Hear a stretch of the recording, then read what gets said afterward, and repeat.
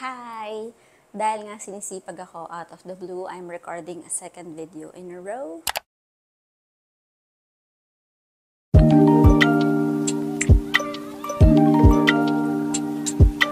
And I'm gonna share about the daily planner that I have created. If you're a planner person like me, there are a lot of formats ng mga planners, like daily planner, weekly planner, mga listahan ng things to do, what are you grateful for, priorities, etc. To be perfectly honest with all of you, hindi lahat ng format mag-work to all kinds of people. What I wanna say is, for each person, meron pala talagang mag-work sa atin na aligned or according to how God designed us to be. So, kaya pala kapag may mga hindi nag-work na tip ng random person, we shouldn't take it against ourselves na, hindi nag-work sa akin, hindi talaga ako productive, or hindi nag-work sa akin yung strategy niya, etc. Kasi meron pala talaga nag-work for a specific person, or merong mga tools na pwede mong i-tweak, pwede mo siyang i-adjust to how you function as a person. Kasi tayo, kinreate tayo ni God to function in different ways, di ba? Hindi naman laging lahat motivated by a certain type of strategy, etc. So, yun. Kaya ngayon ako, si ate girl nyo, nag-create na lang ako ng planner na mag-work for me. Yan. Based on, the things that I need to be reminded of, based on my observation din sa sarili ko. So again, this is just an idea that I am sharing, and posible na you can also create your own, or if you think this will work for you, I'm glad to share it to anyone who would care para we can use it and be more faithful to God in our day-to-day lives. So this is what it looks like for me, the planner that I created. I'm just also gonna put it in a PDF format and link it down below para lang to anyone who might be able to use it. Ang nakakatawa dito, pwede rin siyang isulat. Like for example, you have a notebook, you can, like a blank notebook, you can just put the items here or the sections here on that blank notebook. You can also print it para meron kang nakikita physically every day. May idea yung isang friend ko, pwede niya ngang daw i-print ito and then babalutan niya ng plastic cover so that she can just write over it and then delete or burahin niya every day, tas another update. Diba? Ang ganda. Bright ng idea na yun. And then, yun, pwede rin naman sa digital format, or pwede rin laptop, ganyan. Pwede rin naman siyang ma-edit doon. Yeah, and then, or print it like a paper. So, yan. So, anong mga meron dito sa digital daily planner na to? Meron ako, of course, the date for that day.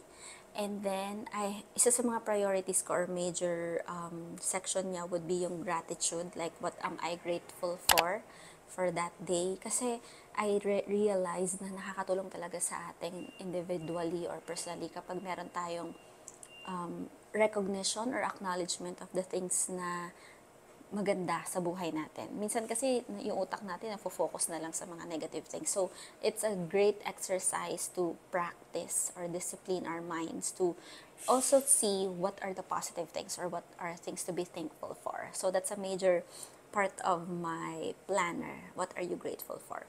And then, on the right-hand corner would be yung today's reminder. Kasi, mahalaga yung nare-remind din tayo ng mga bagay na gusto nating isa pamuhay. Ayan. So ako, for example, mga nilalagay ko dito, remember that God is sovereign, remember that I am to rely on God and not on myself. Yung mga ganong reminders are very helpful na.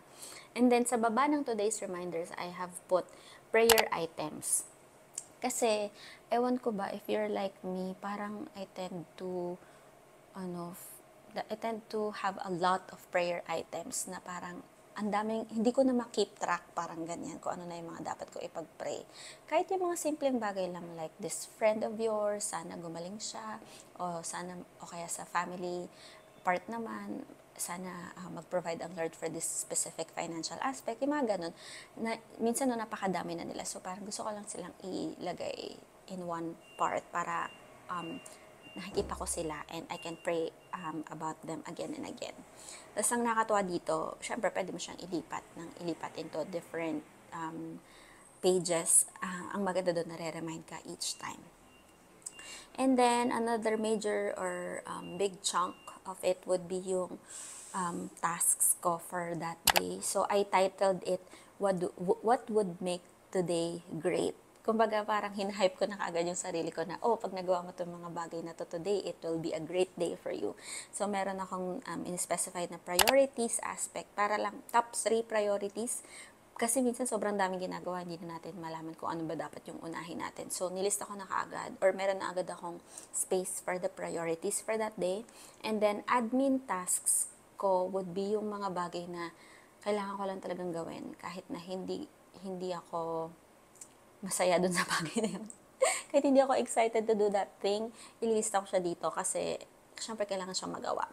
Pero katabi nun halos would be yung rewards part or passion project aspect. Sorry, sana nakikita nyo.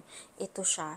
Tinabi ko siya sa admin task kasi ito naman para sa akin, ito yung mga bagay na nakakapagpatuwa sa akin, yung mga task na alam mong nakakapagpa-spark ng joy or nakaka-inspire. So, andito naka-include yung mga passion projects ko, like ito, sharing sa YouTube, o kaya mga sulat-sulat, postings, yan, mga passion projects ko yan. So, yung mga yon tinitreat ko sila as rewards na pag nagawa ko yung mga kailangan ko talagang gawin for that day, meron akong time to work on my passion project and that gives me joy in my heart.